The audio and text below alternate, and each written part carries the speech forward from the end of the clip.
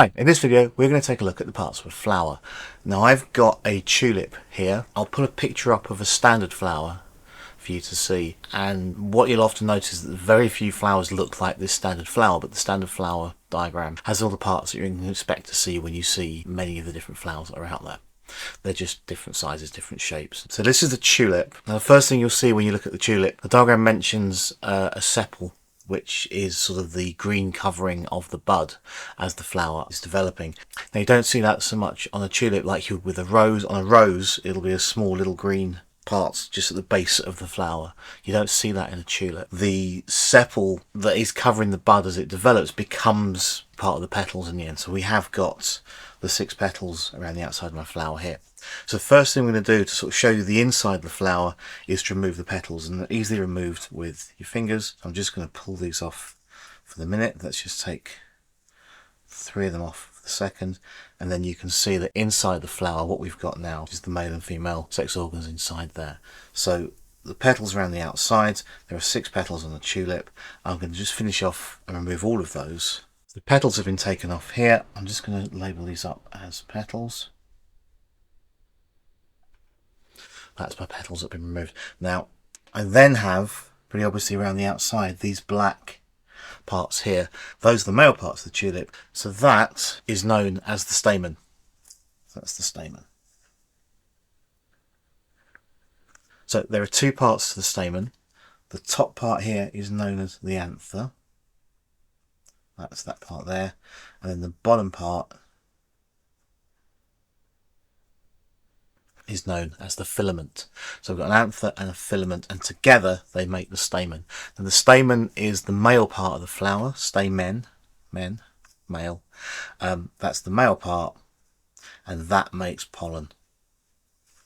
And the pollen is the male sex cell, which is half the information that you need to make a whole new flower. The size of the anther and the filament changes on different flowers. So if this was a lily, I'll do a lily another time. Lilies have very long filaments with an anther on the end. On a tulip, the anther is bigger than the filament. The filament's this little small bit just here. So I'm going to remove the other filaments. You could use your fingers, you could use tweezers. I'm just going to sort of take these off like this. So these are the rest of the stamen. So these are all the male parts here. They're the bits that produce the pollen. And then what we've got left with here is the female part of the flower, and that's the female bit. So I'll move this over here very slightly so I've got space to label. And then what we have here, overall, that is called the carpel or the pistil. Sometimes you can see it either way. So that is the carpel or the pistil. Just drop it down a little bit. And that's made of 3 parts. There's the stigma at the top, which is sticky to receive the pollen.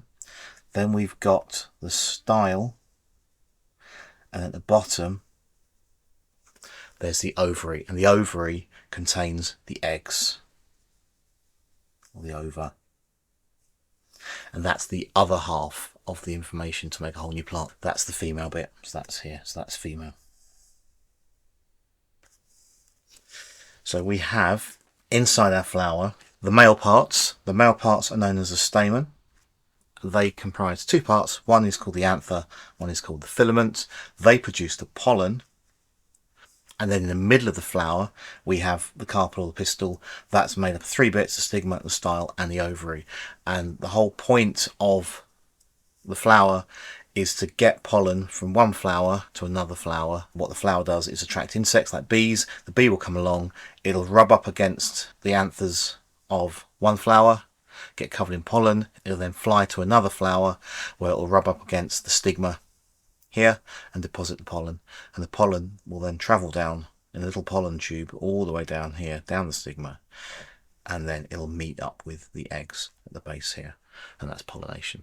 And once the pollen meets the egg, you have all the information you need to make a whole new plant, and that egg will then develop into a seed.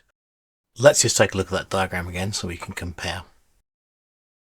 So that's the basic parts of a flower. Hope you found that useful. I'll be back with some more videos soon. Thanks for your time. Cheers. Goodbye.